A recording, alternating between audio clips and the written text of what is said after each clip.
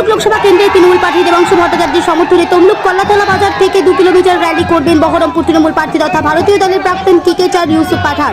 তমলুকের রাজ ময়দানে হেলিকপ্টারে করে আসছেন তিনি। হেলিকপ্টারে নেমে দলীয় প্রার্থী সমর্থনের র্যালিতে যোগ দেওয়ার উদ্দেশ্যে রওনা দেন তিনি।